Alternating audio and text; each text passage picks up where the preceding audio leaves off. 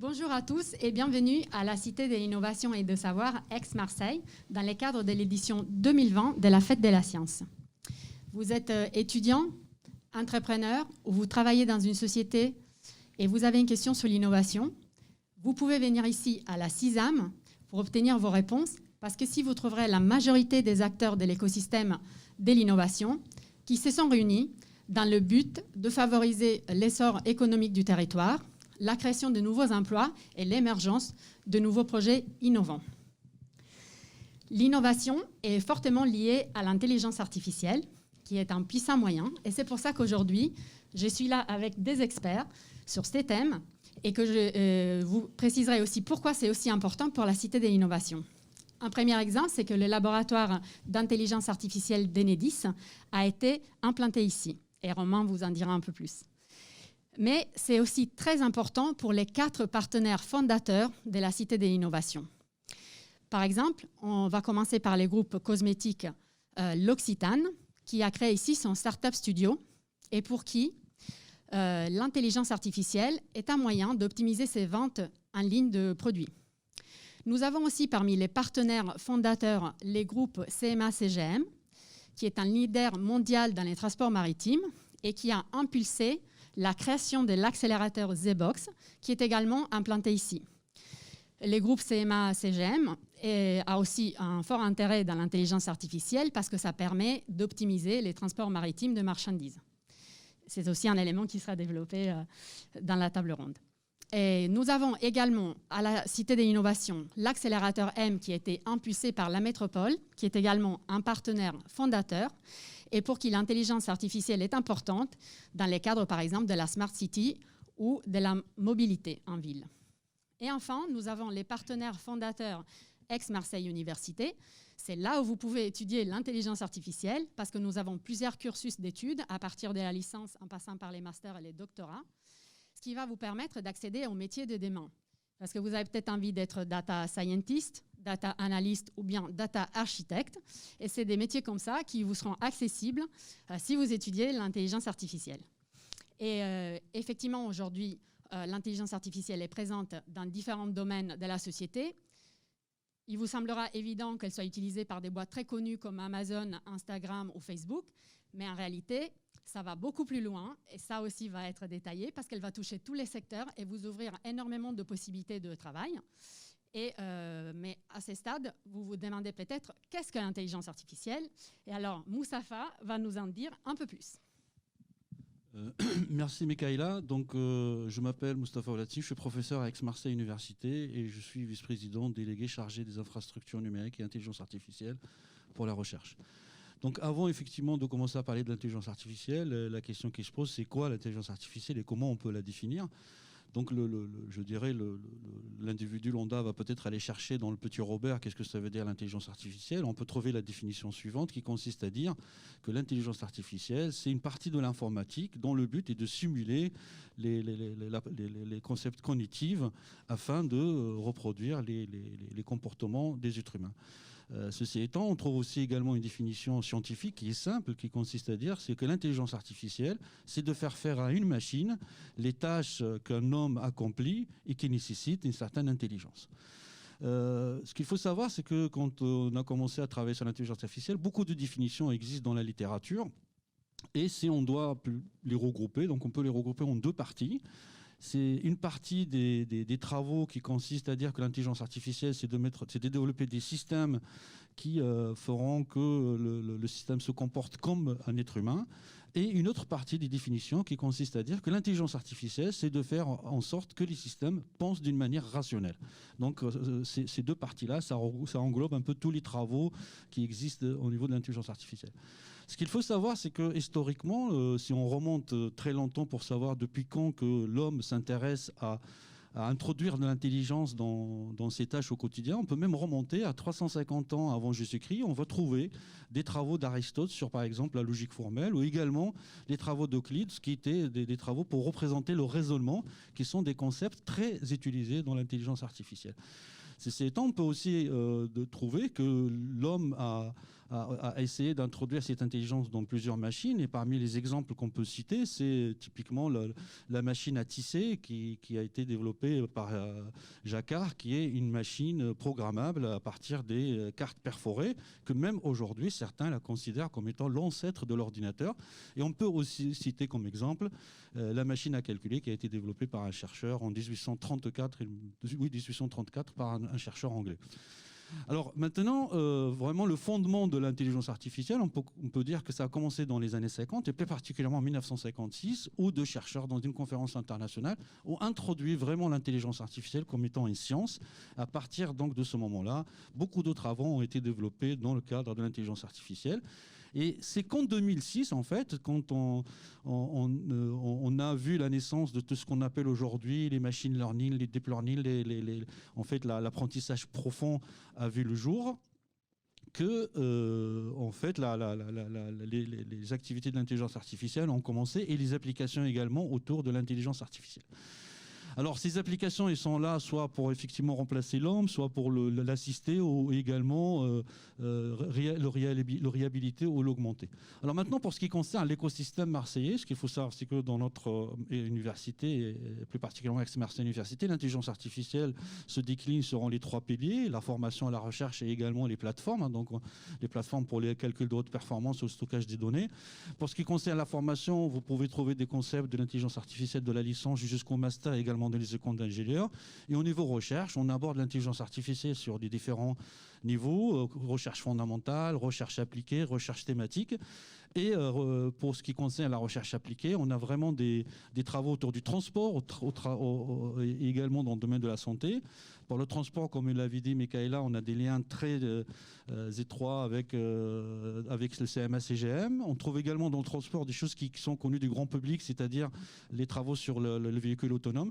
Et au niveau de la santé, on a pas mal de choses qui sont vraiment d'un niveau international dans le domaine par exemple de l'imagerie médicale. Bon, certainement mes collègues diront un peu plus. Des travaux également sur la cardiologie, des travaux en oncologie, où là des chercheurs travaillent sur des modèles pour pouvoir optimiser par exemple le traitement thérapeutique dans le domaine de la chimiothérapie. C'est quand même quelque chose qui est très important. Également des travaux dans neurosciences, où nos chercheurs sont impliqués dans des gros projets européens pour la simulation des cerveaux humains, et également donc tout ce qui est lié par exemple à la santé publique, ou dernièrement des choses qui sont très intéressantes, où des chercheurs travaillent sur des modèles de propagation d'épidémiologie.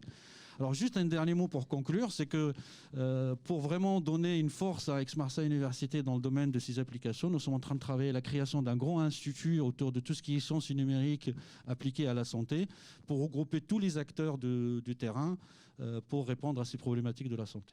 Merci Michaela. Donc, merci Michaela pour cette introduction et cette présentation de la CISAM et de son rôle dans l'écosystème régional. Et merci à Mustapha pour cette présentation de l'IA et aussi des compétences développées au sein d'Aix-Marseille Université, en espérant que ça suscite des vocations sur des parcours universitaires auprès de notre public. Donc nous allons profiter, nous allons mettre en place à l'occasion de la Fête de la Science, nous allons présenter plusieurs expériences autour de l'intelligence artificielle, qui soient à la fois issus de laboratoires de recherche, mais aussi de partenaires industriels et de start-up. Donc notre premier interlocuteur est M. Badi Gattas. Bonjour Badi. Vous êtes maître de conférence au département de mathématiques de la Faculté des sciences d'Aix-Marseille Université. Vous avez débuté votre parcours par les mathématiques, puis l'informatique, les statistiques, les probabilités et l'IA. Les domaines d'application sur lesquels vous avez été amené à travailler ont progressivement évolué. Aujourd'hui, vous êtes au cœur de problématiques qui nous touchent tous, puisqu'elles concernent la santé et le Covid-19, entre autres.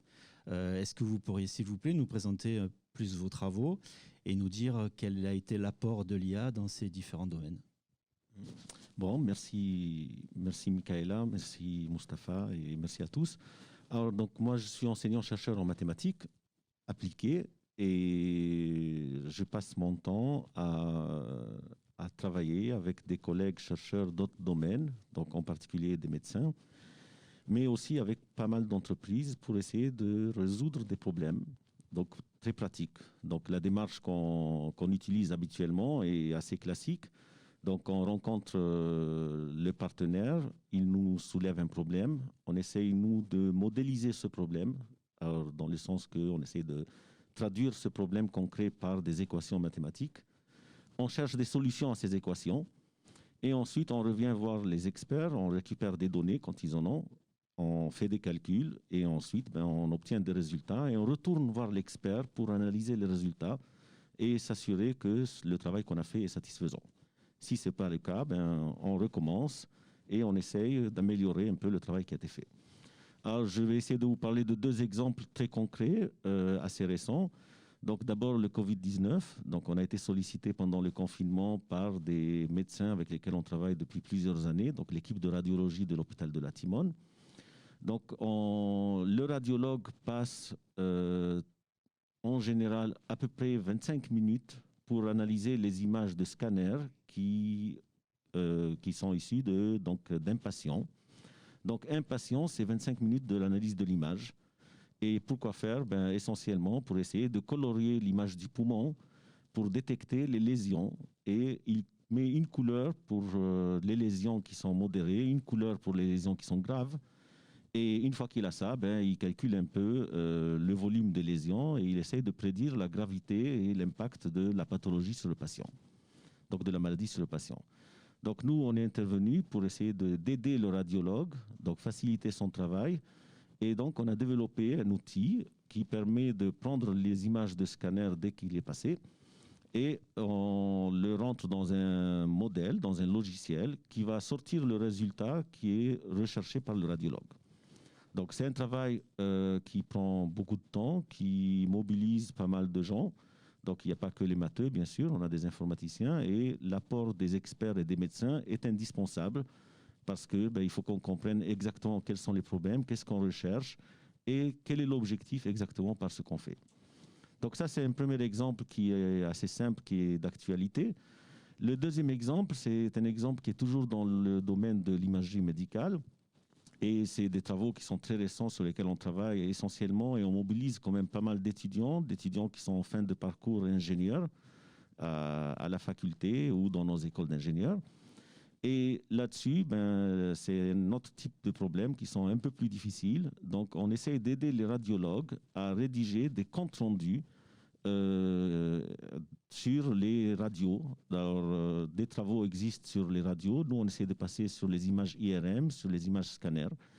Et ça, c'est un travail qui est beaucoup plus compliqué parce que ce qu'on veut prédire, c'est pas la pathologie ou non, c'est plutôt rédiger un texte. Et donc, rédiger un texte automatiquement, donc il y aura d'autres présentations là-dessus, c'est une tâche qui est beaucoup plus difficile, mais qui demande aussi énormément de données, une grande quantité de données et qui ne sont pas toujours disponibles.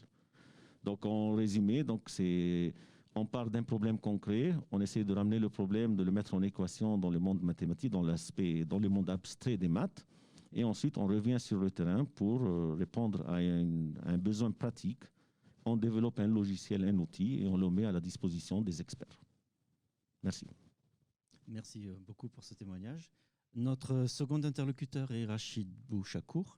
Donc bonjour Rachid, vous êtes professeur de physique appliquée à Aix-Marseille Université et vous êtes aussi président de WeetMonkey, une start-up française de la e-santé. Votre parcours et votre expérience sont très riches d'enseignements puisqu'ils nous montrent les liens concrets qu'il existe entre travaux de recherche et la réalité d'un besoin de plus en plus important autour de la santé et du bien-être. Donc, pourriez-vous, s'il vous plaît, vous décrire votre société, les technologies, les services que vous développez et nous faire part de votre retour d'expérience. Merci. Merci pour l'introduction. Bonjour à tous. Je vais vous présenter tout d'abord WeetMonkey, qui est une start-up qui développe des dispositifs médicaux et des services pour la détection précoce et la prévention des maladies cardiovasculaires, première cause de mortalité dans le monde. Et en particulier aujourd'hui, on parlera des troubles du rythme cardiaque, qu'on appelle aussi arythmie, qui touchent à peu près 12% de la population française, soit 7 millions de personnes. Donc, en général, quand on développe une solution, c'est pour répondre à un besoin. Aujourd'hui, les dispositifs actuels ont une efficacité qui est, on va dire, non satisfaisante pour les praticiens et pour les patients. Et donc, WeetMonkey a développé en fait une solution que je vais vous présenter dans sa première version. Donc, je vais la décrire, on verra son transparent tout à l'heure. Et puis ensuite, je vous dirai en quoi on a rendu cette solution plus efficace grâce à l'apport en fait, de l'intelligence artificielle. Et je vous dirai exactement à quel endroit en fait, on a positionné cette intelligence artificielle. Et puis ensuite, je conclurai sur la notion de données, de variables d'intérêt médical, comme ça a été discuté, pour représenter un peu l'ensemble dans son contexte. Donc, 8Monkey propose une première solution qui sera commercialisée en 2021, qui consiste en fait en un dispositif, comme vous pouvez le voir sur l'image, au format carte bancaire, qui permet en fait aux patients de pouvoir mesurer son électrocardiogramme de surface, donc l'activité électrique du cœur au niveau des doigts, plutôt que d'avoir des électrodes en fait sur la poitrine. Donc on a là déjà un usage qui est facilité en fait pour le patient ou l'utilisateur du dispositif. Ensuite, cette information est transférée au médecin qui, lui, dispose en fait d'un outil d'analyse, d'archivage, de stockage du tracé ECG, et l'ensemble des données sont référencées en fait dans une base de données ou dans ce qu'on appelle le dossier médical partagé que tout à chacun aujourd'hui devrait posséder. On voit que cette solution, en fait, elle a l'avantage, comme le dispositif entre dans le quotidien du patient, eh bien, au moment où le patient va ressentir le symptôme, de pouvoir documenter, et c'est tout l'intérêt en fait de passer d'une situation de suspicion de trouble du rythme cardiaque à une situation de flagrant délit. On peut maintenant améliorer encore les performances en fait d'une telle solution, et je vais vous décrire en quoi l'intelligence artificielle nous a aidés. Dans un premier temps, au niveau du dispositif de mesure, donc du capteur de l'ECG, si on veut savoir, une fois que l'on a réalisé la mesure, si ce dispositif a fait une bonne mesure et quel est le résultat attendu immédiatement, eh bien on a développé deux intelligences artificielles. La première va qualifier la nature de la mesure. Est-ce que c'est un ECG que le patient a mesuré? Et le deuxième résultat, ce sera est-ce que c'est un rythme normal ou pas? Donc on a déjà là une première information et une accélération en fait de la prise en charge du patient, et en particulier une sélection des ECG intéressant. De l'autre côté, du côté du médecin, ça a été évoqué sur la partie radiologie, mais aussi une analyse d'un ECG sur 24 heures ou sur 48 heures, qui sont les méthodes actuelles aujourd'hui, prennent à peu près 25 à 30 minutes pour le praticien. Aujourd'hui, l'intelligence artificielle permet d'aller tout de suite dans les zones d'intérêt et de sélectionner, et donc un gain de temps. Alors, pour pouvoir développer sur une solution comme 8Monkey une intelligence artificielle, eh bien, il faut d'abord avoir, et ça c'est extrêmement important, la maîtrise de la donnée. Donc, il faut développer le capteur pour avoir cette maîtrise de la donnée. Ensuite, la maîtrise des algorithmes. Et l'intelligence artificielle, en fait, qu'on développe, c'est des données, une intelligence médicale qui est apportée par le médecin, et l'ensemble est regroupé, en fait, dans les bases de données pour l'apprentissage et l'optimisation, en fait, de nos algorithmes. L'intelligence artificielle, c'est donc une combinaison de travail en collaboration avec des technologues, des médecins pour la donnée d'intérêt médical, des gens des sciences des données, des informaticiens. Donc, c'est forcément pluridisciplinaire. Merci pour la présentation de cette technologie. Donc notre prochaine interlocutrice est Eva Cadillac. Donc, bonjour Eva, vous êtes responsable marketing et communication de la société Sirout, qui est une société qui est accélérée par The Box, qui est un incubateur situé sur le site sur lequel nous nous trouvons aujourd'hui. Pourriez-vous, s'il vous plaît, nous présenter votre société et nous dire quels sont les apports de l'IA dans une entreprise telle que la vôtre? Bien sûr, avec plaisir. Donc, ravi d'être là aujourd'hui et d'échanger avec vous sur ce beau sujet qui est l'intelligence artificielle. Sirout est une jeune start-up qui a été créée en 2019 et qui a pour objectif de répondre aux enjeux environnementaux des secteurs du maritime et de la logistique. Il faut savoir aujourd'hui que 84% des responsables des secteurs de la supply chain, par exemple, ont des soucis de visibilité et c'est un de leurs, on va dire, de leurs principaux soucis aujourd'hui dans la prise de décision. Et Sirout aujourd'hui, par la qualité de sa donnée et la quantité d'informations qu'on est capable de mesurer et de prendre en considération, on permet à ces acteurs de la logistique d'avoir une meilleure visibilité sur leurs émissions de CO2.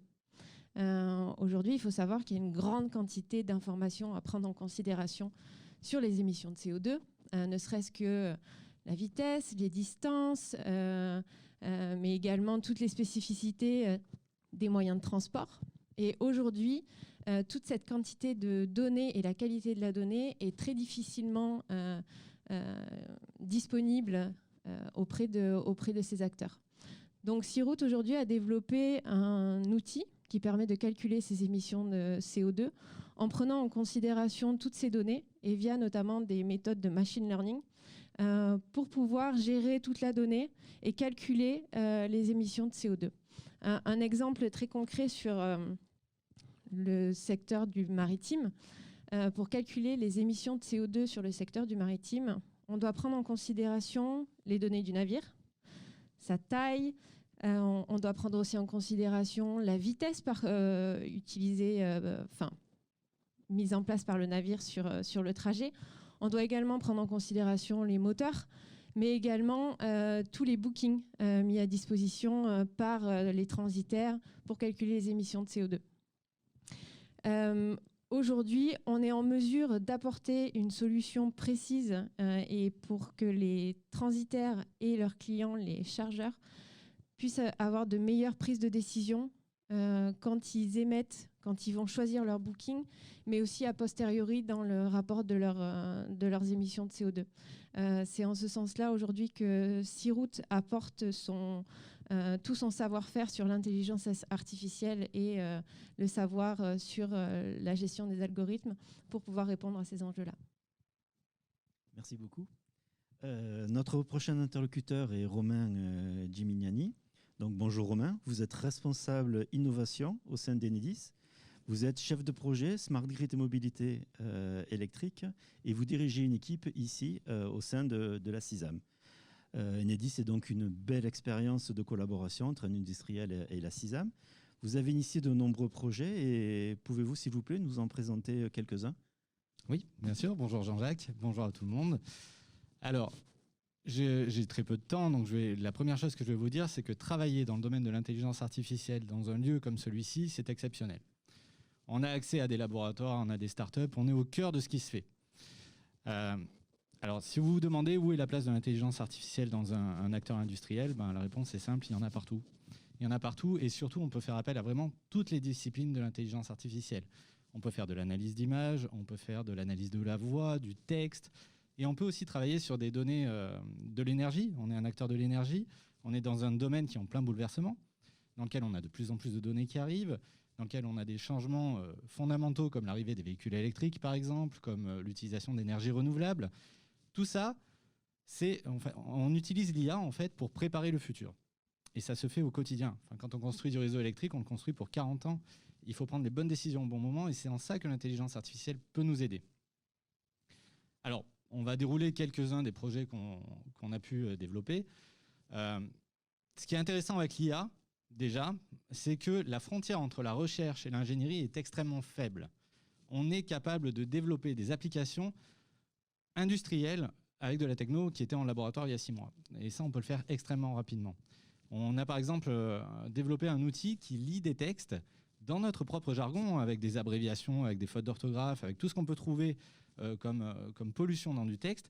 On a fait une application qui est capable de lire 44 000 lignes en moins de 2 secondes, à les comprendre et à fournir l'information à la bonne personne au bon moment. Et ça, on l'a développé en 1 mois, avec de la techno qui était dans des laboratoires il y a 6 mois. Ça, c'est un exemple concret de ce qu'on peut faire en termes d'IA. Et je vous laisse entreapercevoir ce qui va se passer dans les prochaines années, même les prochains mois. On est face vraiment à des bouleversements majeurs du secteur. Et c'est clairement le lieu et le domaine dans lequel il faut travailler. On fait de la reconnaissance d'images. On a fait une application qui est capable de dire à nos experts, vous retrouvez, juste avec une photo, vous êtes face à tel équipement, voilà ce que vous pouvez faire, voilà ce que vous pouvez ne pas faire. Ça, c'est pareil, c'est une application qu'on a développée en quelques mois. Parce que la technologie est à portée. Elle est à portée d'industriels, parce que les laboratoires de recherche ont à cœur de faire en sorte que le transfert de technologie soit le plus rapide possible dans le domaine de l'IA, et parce que ce n'est pas un domaine réservé aux GAFA ou à la finance. Aujourd'hui, il y a de la place pour tout le monde, et on peut pérenniser des entreprises, des business plans, on peut développer des startups, on peut tout faire avec l'IA. Voilà, c'est à peu près ce que j'avais à dire. Je vais passer la parole maintenant. Merci pour votre enthousiasme, en tout cas merci pour la présentation. Notre prochain interlocuteur est Frédéric Béchet. Donc, bonjour Frédéric, vous êtes professeur d'informatique à Aix-Marseille Université. Vous êtes également directeur du laboratoire informatique et système Vos travaux de recherche sont directement en rapport avec des technos que nous utilisons tous au quotidien, avec des assistants vocaux tels que Alexa, Siri, etc. Et bien que ces technologies semblent aujourd'hui complètement entrer dans nos usages, les champs de recherche sont en fait très vastes encore. Bien, merci Jean-Jacques. Oui, donc je vais apporter une vision donc, en tant que chercheur en IA et dans une branche donc, un peu particulière de l'IA qui est le traitement du langage. Alors historiquement, c'est un domaine qui a été exploré très tôt, car on peut dire que parmi les activités cognitives de l'être humain, la maîtrise du langage, c'est une des caractéristiques principales qui définit l'être humain. Donc, c'est un domaine qui a été étudié dès les années 50, parce qu'il regroupe à la fois des gens qui ont une vision, on va dire, experte du langage, des linguistes, des psychologues, des philosophes, des gens de ce qu'on peut appeler les sciences cognitives, qui s'intéressent à qu'est-ce que le langage chez l'humain. Et pendant longtemps, donc, l'IA, c'était un moyen pour ces experts de pouvoir vérifier leurs hypothèses, vérifier leurs modèles, en construisant une machine qui respectait le modèle et en essayant de voir si elle réalisait une tâche qui était comparable à ce que pouvait faire un être humain. Donc ça a été la première partie, on va dire, que mentionnait tout à l'heure Mustapha de l'IA, où on était basé sur des connaissances expertes. Et puis on a glissé petit à petit vers des modèles dans lesquels le modèle n'était plus défini par un expert, mais le modèle était appris par la machine. Alors, par rapport à ça, les deux questions que je voulais aborder, mais très très rapidement aujourd'hui, c'est est-ce que les machines comprennent notre langue et sont-elles plus fortes que nous? Alors, dans ce monde où tout est appris à partir des données, hein, comme le disait Romain tout à l'heure, à partir donc par exemple des traces des interventions clients, etc., les machines comprennent notre langue par rapport à un certain nombre de tâches. Donc là, il n'y a pas de compréhension en général. Par contre, elles vont réaliser des tâches de traduction, de transcription, de classification pour savoir de quoi, voilà, est-ce que c'est une réclamation à partir de ça, etc. Donc, s'il faut bien penser à la machine n'est pas une entité cognitive comme l'humain. La machine va être définie par rapport à un certain nombre de tâches. Et les avancées de ce qu'on appelle maintenant donc l'IA, à partir notamment de toutes les représentations en réseau profond, etc., a apporté un bond qualitatif dans les modèles de ces dernières années, certains, qui permettent notamment à avoir des systèmes de traduction actuels, hein, qui sont d'une qualité absolument remarquable sur des textes, on va dire des textes, que ce soit des textes de spécialité comme des débats, par exemple, du Parlement européen, que ce soit des textes scientifiques, que ce soit, ça peut être aussi des textes contenant des notices techniques. À partir du moment où vous avez suffisamment de données sur lesquelles vous pouvez entraîner votre modèle et des données qui sont donc traduites en plusieurs langues et sur lesquelles un système peut inférer un modèle. C'est la même chose, par exemple, pour la transcription de la parole. On peut considérer maintenant que les systèmes de transcription que vous avez sur vos téléphones, ils sont appris sur des quantités de paroles qui sont bien supérieures à ce qu'a un enfant durant son enfance quand il apprend à parler, en quantité de paroles. Alors, à partir de là, on peut dire, est-ce qu'elles sont plus fortes que nous? La deuxième question, c'est est-ce qu'elles nous ont dépassés? En fait, oui et non. Elles nous ont dépassés sur des tâches qui, pour nous, sont difficiles. Romain le disait tout à l'heure, analyser des dizaines de milliers de messages en quelques secondes, on ne sait pas faire. Faire une recherche sur Internet, si vous n'aviez pas un moteur de recherche et vous deviez lire les milliards de pages pour obtenir votre information, on ne sait pas faire. Apprendre une langue par jour avec un réseau de neurones profond et beaucoup de données et pouvoir maîtriser 50 langues dans la semaine, personne ne sait faire. Voilà. Donc vous allez avoir des domaines dans lesquels la machine est bien supérieure à l'homme. Par contre, et c'est un peu paradoxal, sur des domaines très courant, du jour le jour, la machine va s'écrouler. Si vous dites à une machine la statue ne rentre pas dans la boîte parce qu'elle est trop petite. Qu'est-ce qui est trop petit? C'est la statue ou la boîte? Vous n'aurez pas à la répondre dans Wikipédia. Vous n'aurez pas une page Wikipédia qui va traiter ce problème-là. Tout ce qu'on peut appeler le sens commun, cette modélisation du langage et des processus cognitifs qui font appel à beaucoup d'autres choses que simplement des données formelles, factuelles que vous pouvez avoir dans un document et sur lequel vous pouvez entraîner une machine, pour l'instant, on a encore un champ d'études énorme à faire. Et juste pour terminer, pour boucler sur ce que je disais au départ, sur la recherche, on va dire, experte en linguistique, en philosophie, en sciences cognitives, etc., Donc c'est vrai que les systèmes actuels ont dérivé, sont basés uniquement maintenant sur de l'apprentissage sur données, mais on est en train de tourner la boucle parce que d'un point de vue recherche, est-ce que les modèles qui sont induits à partir des données ont une pertinence cognitive pour nous aider à comprendre ce qui se passe dans le cerveau?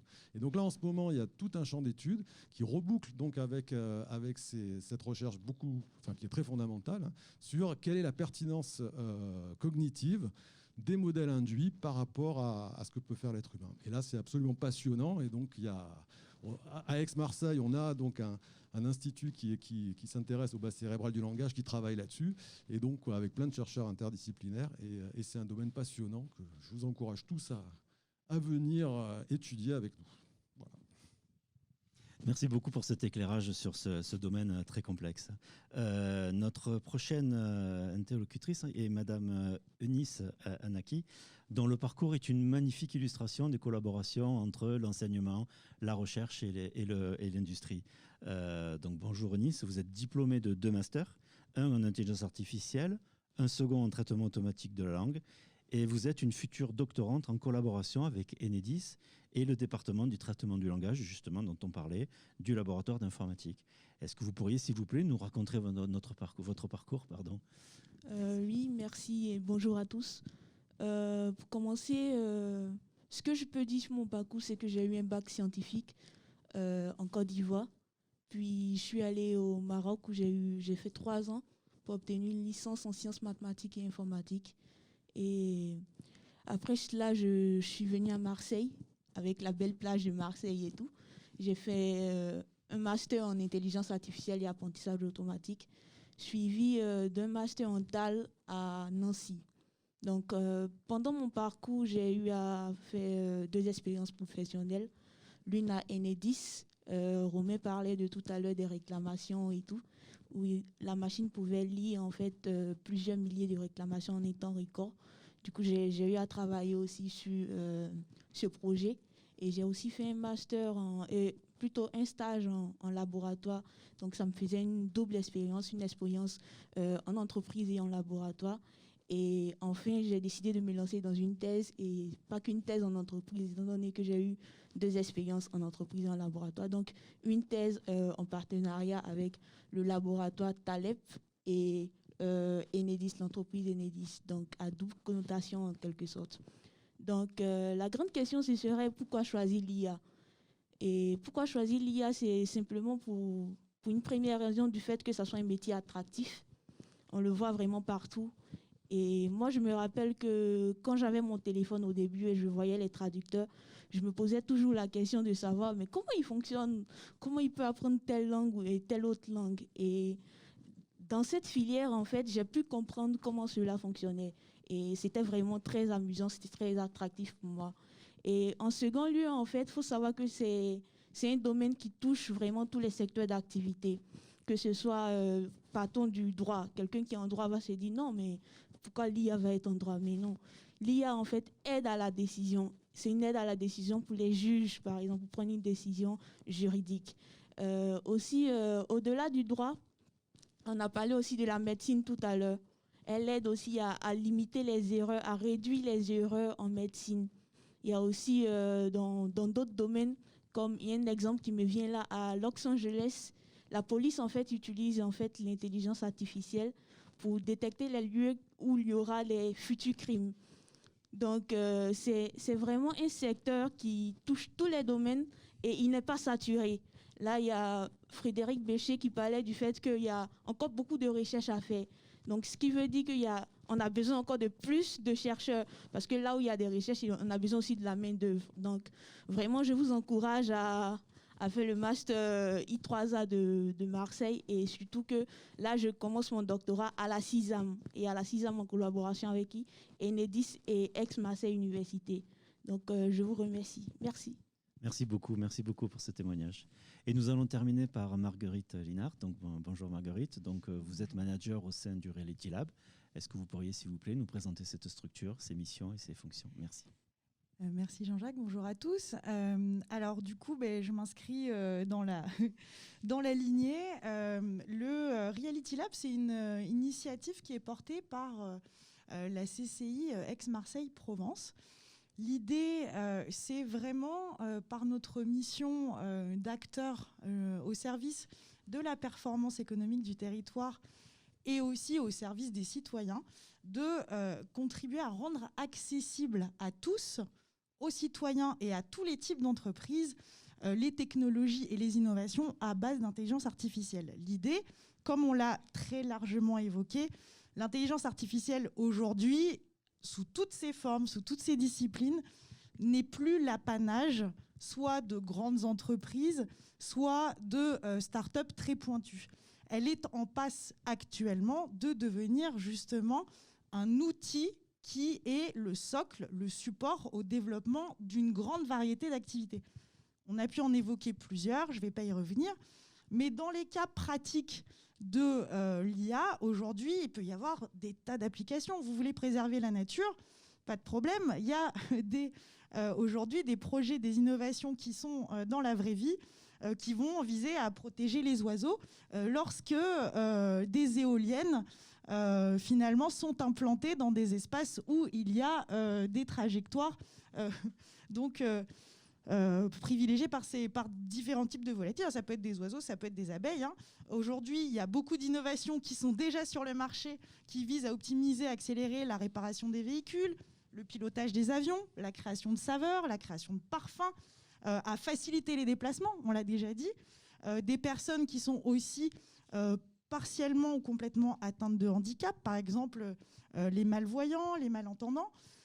Donc tout ça contribue finalement à améliorer l'accessibilité, le vivre ensemble, et ça fait énormément de sujets aujourd'hui sur lesquels nous souhaitons pouvoir nous placer au Reality par la position centrale que nous avions. On est au Palais de la Bourse, à la Canebière, ça sera bientôt ouvert et je serai ravie de vous y recevoir aussi.